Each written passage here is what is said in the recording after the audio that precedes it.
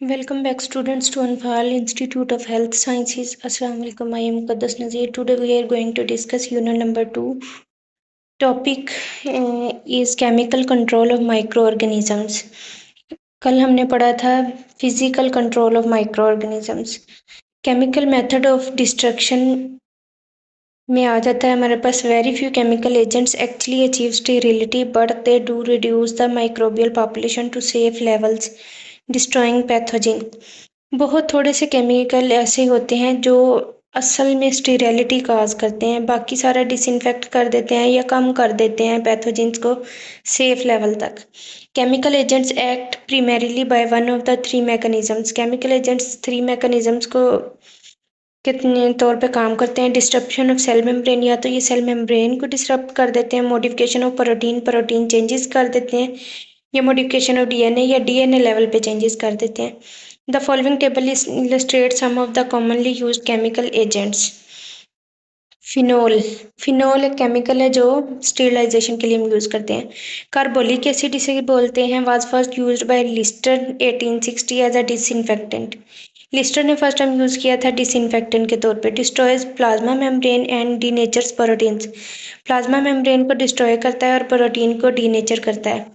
Effective against gram positive staphylococci and streptococci. Gram positive जो staphylococci और streptococci है उनके लिए बहुत इफेक्टिव है. Rarely used today because it is a skin irritant and has strong order. ये skin को इरिटेट करता है, एलर्जी करता है और बहुत स्ट्रॉन्ग ऑर्डर होती है इसकी, बहुत स्ट्रॉन्ग स्मेल होती है. एडवांटेजेस हैं इसके. Stable, persistent for long times after applied and remain active in the presence of organic compounds. Stable होता है, ज़्यादा देर तक काम करता रहता है और जो काफ़ी देर तक एक्टिव रहता है अगर ऑर्गेनिक कंपाउंड्स के ऊपर हो.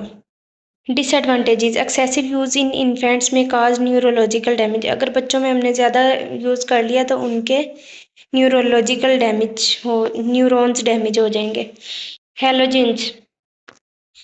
हेलोजेंस इफेक्टिव अलोन और इन कंपाउंड्स. या अकेले भी काम करता है और दूसरी चीज़ों के साथ इनके कंपाउंड बना के भी यूज़ करते हैं. आयोडीन के साथ जब हम इसका कंपाउंड बनाते हैं तो tincture of iodine 2% solution of iodine and potassium iodide in ethanol denatures proteins को डीनेचर कर देते हैं. सोल्यूशन होता है इसमें 2% आयोडीन डालते हैं और बाकी हम लोग जो होता है 98% पोटाशियम आयोडाइड डालते हैं इथानॉल के अंदर. It stains skin and clothes. ये जो अगर हम इसको स्किन या क्लोथ्स पे लगाएं तो इसका एक स्टेन बन जाता है, वहाँ दाग रह जाता है. यूज्ड एज स्किन एंटीसेप्टिक इन एलर्जी. जब कोई जब हमारे पास कोई क्या कहते हैं सर्जरी हो रही होती है तो हम उसको उसमें क्या कहते हैं एंटीसेप्टिक करने के लिए स्किन को हम ये यूज़ करते हैं. पायोडीन मोस्ट कॉमनली जो हम यूज़ करते हैं उसको टिंक्चर ऑफ आयोडीन बोलते हैं. Not effective against bacterial endospores. अगर एंडोस्पोर्स हैं हाईली रेजिस्टेंट होते हैं तो ये उन पे इफेक्ट नहीं करेगा. दूसरे नंबर पे हमारे पास आ जाता है chlorine. Use to disinfect drinking water. ये क्या करते हैं ड्रिंकिंग वाटर को डिसइंफेक्ट करता है, उसमें से माइक्रो ऑर्गेनिजम्स को किल करता है और सेफ फॉर ड्रिंकिंग बनाता है. Pools and sewage.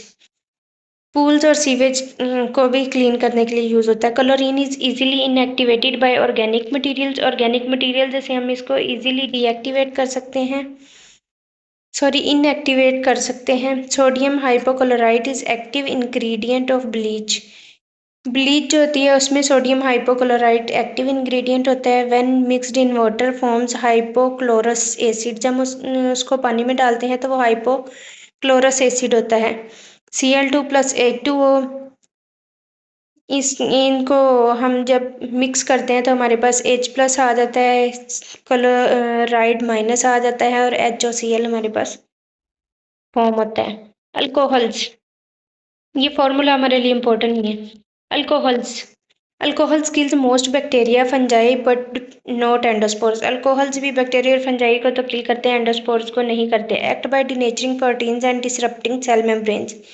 प्रोटीन्स को डीनेचर करते हैं और सेल मेम्ब्रेन को डिसरप्ट करते हैं. Used to mechanically wipe microbes off skin before injections और ब्लड ड्राइंग। जब हम ब्लड सैंपल्स लेते हैं या कोई इंजेक्शंस लगाते हैं तो उससे पहले हम साइड को क्लीन करने के लिए अल्कोहल यूज़ करते हैं। Not good for open wounds या जख्मों पर हम नहीं लगाते because cause proteins to coagulate, क्योंकि ये जो प्रोटीन्स वहाँ पे मौजूद होती हैं उनको कोएगुलेशन कर देता है। They are bactericidal and fungicidal but not sporicidal. Bactericidal मतलब बैक्टीरिया को किल करने वाले, फंजीसाइडल मतलब फंगस को किल करने वाले, लेकिन स्पोर्स को किल नहीं करेंगे। Heavy metals and their compounds are microbicidal, include copper, selenium, mercury, silver and zinc। Mercury, silver and zinc हम मोस्टली देखेंगे कहीं ना कहीं हैवी मेटल्स में। और ये माइक्रोबाइसाइडल का मतलब है कि ये माइक्रो ऑर्गेनिजम्स जितने भी होते हैं ये उन सबको किल करते हैं। The property of heavy metal to exert biocidal effect is called oligodynamic action. जो हमारे पास हैवी मेटल्स की प्रॉपर्टी है जिसमें वो लाइफ को किल करते हैं, बायोसाइडल मीन लाइफ को किल कर सकते हैं, उसको हम बोलते हैं, उस एक्शन को हम बोलते हैं ओलिगोडायनामिक्स action. 1% silver nitrate used to protect infants against gonorrheal eye infection until recently। 1% silver nitrate जो हमारे पास होता है उसको हम इन्फेंट्स की आईज में डालते हैं, वो आई के इन्फेक्शन से बचाता है। Copper sulphate is used to kill algae in pools and fish tanks. Copper sulphate को हम पूल्स और फिश टैंक्स में डालते हैं एलजी को किल करने के लिए। ये हमारे पास कॉपर सल्फेट है ब्लू कलर में, और वाइट वाला हमारे पास है silver. Selenium kills fungi and their spores, used for fungal infections, also used in dandruff shampoos। Selenium जो हमारे पास ये फंजाई के स्पोर्स तक को किल कर देता है, बाकी जितनी भी हमारे पास माइकोबाइसाइडल आई थी वो स्पोर्स को किल नहीं कर रही थी। Zinc chloride is used in mouthwashes। Zinc oxide is used as antifungal agent in paints। Paints में हम लोग इसको यूज़ करते हैं ताकि हमारी दीवारों पर फंगस ना आए, और माउथ वॉशेज़ में हम लोग यूज़ करते हैं माउथ को क्लीन करने के लिए। ऑक्सीडाइजिंग एजेंट्स, ऑक्सीडाइजिंग एजेंट्स में आ जाता है ओजोन। ओजोन का फॉर्मूला हमारे पास होता है O3। 3 कंपाउंड्स ऑफ ऑक्सीजन हो तो वो ओजोन बन जाती है। It is use to disinfect water. Water को डिसइंफेक्ट करने के लिए helps neutralise unpleasant taste and odours. अगर बुरा टेस्ट है तो उसको भी चेंज कर देगी, और बुरी स्मेल है तो उसको भी चेंज कर देगी। More effective killing agent than chlorine but less stable and more expensive. ये बहुत ज़्यादा एक्सपेंसिव होती है, क्लोरीन बहुत सस्ती होती है, हमारे पास मार्केट में टैबलेट्स की फॉर्म में मिल जाती है, हम लोग घर में भी अपने पानी को क्लीन कर सकते हैं उसके साथ, लेकिन ये बहुत महंगा होता है। आगे आ जाता है hydrogen peroxide, used as an antiseptic, not good for open wounds because quickly broken down by catalase enzyme present in human cells. अब जो है हाइड्रोजन को हम लोग ओपन वाउंड में नहीं रख सकते, नहीं डाल सकते, क्योंकि कैटालेज एंजाइम है जो हमारे बॉडी में ये उसको ब्रोक कर देता है। कैटालेज एंजाइम हाइड्रोजन को ब्रोक कर देता है, हाइड्रोजन रहने ही नहीं देता उसको। Effective in disinfection of inanimate objects, non living objects को डिसइंफेक्ट करने के लिए अच्छा होता है। स्पायरोसाइडल एट हायर टेम्परेचर्स, जब हम इसको हाई टेम्परेचर में यूज़ करते हैं तो ये स्पोर्स को भी किल कर देते हैं। Used by food industry and to disinfect contact lenses, food industry में भी यूज़ होता है, और जो कॉन्टैक्ट लेंजेज हम लगा रहे होते हैं कलरफुल, उनको भी डिसइंफेक्ट करते हैं। Benzoyl peroxide used in acne medications, acne की हमारे पास दानों की जो भी दवाइयाँ होती हैं उनमें यूज़ हो रहे होते हैं। हाइड्रोजन परऑक्साइड आ गया हमारे पास, एक्नी के लिए यूज़ हो रहा है, और नीचे बेंजोइल परऑक्साइड आ गया, ये भी हमारे पास यूज़ हो रहा है डिसइंफेक्ट करने के लिए। पर acetic acid, one of the most common effective liquid sporicides available. Liquid sporicides में ये हमारे पास मोस्ट कॉमनली पाया जाता है मार्केट में। स्टीरिलेंट होता है, ये स्टीराइल करता है, kills bacteria and fungi in less than 5 minutes. 5 minute से भी कम टाइम में ये बैक्टीरिया और फंजाई को किल कर देता है। Kills endospores and viruses with in 30 minutes, endospores को भी किल कर देता है, वायरसेस को भी, और इसके लिए 30 मिनट्स का टाइम हमारे पास होता है। Used widely in disinfection of food and medical instruments because it does not leave toxic residues. ये फूड और मेडिकल इंस्ट्रूमेंट को भी क्लीन करता है क्योंकि इसमें रेजिड्यूज नहीं बच जाते। Aldehydes, highly effective in molecules that combine with nucleic acids and protein and inactivate them. ये क्या होते हैं, ये इफेक्टिव होते हैं जब ये क्या कहते हैं न्यूक्लिक एसिड्स और प्रोटीन्स में, और ये इनको इनएक्टिवेट कर देते हैं probably by cross linking and alkylating molecules. Cross linking करते हैं और अल्काइलेट करते हैं मॉलिक्यूल्स को, तो इसलिए ये इफेक्टिव होते हैं। They are sporicidal and can be used as chemical sterilant. ये स्पाइरोसाइडल तो हैं ही और केमिकल स्टिरलेंट के तौर पे भी यूज होते हैं केमिकल स्टेरिलाइजेशन के लिए। Formaldehyde which is available as 37% solution in water. Formalin इसका नाम है। Denature proteins and nucleic acids, protein को भी डीनेचर कर देगा और न्यूक्लिक एसिड्स को भी। Glutaraldehyde is used to disinfect hospital laboratory equipment, respiratory therapy equipment.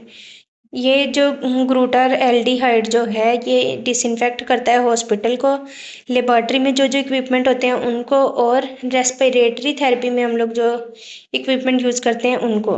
Laboratory में टेस्टिंग के लिए जो यूज़ कर रहे होते हैं, रेस्पिरेटरी थेरेपी में जो हम लोग सांस के लिए चेक कर रहे होते हैं, इक्विपमेंट यूज़ कर रहे होते हैं। Filtration, mechanical means of removing micro organisms को हम फिल्ट्रेशन कहते हैं। The liquid or gas is passed through a filter with pores small enough to prevent passage of microbes. इसमें क्या होता है, हम लोग गैस या वाटर को बिल्कुल स्मॉल पोर्स वाले फिल्टर से गुजारते हैं जिससे उस माइक्रोब्स नहीं गुजर सकते। This method can be used for substances that are sensitive to heat. ये हमने कल भी पढ़ा था कि फिल्ट्रेशन उन सब्सटेंसेस के लिए होगी जो हीट को बर्दाश्त नहीं कर सकते।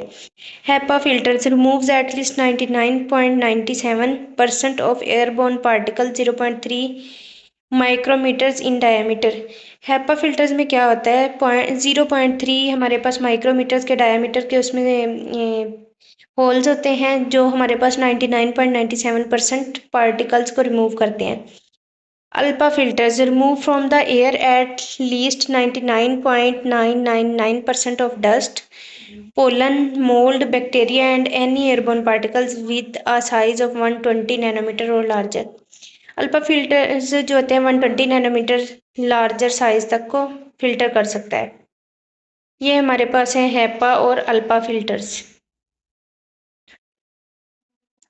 मैकेनिकल मेथड्स हमारे पास osmotic pressure, the use of high concentration of salts and sugars in foods is used to increase the osmotic pressure and create a hypertonic environment.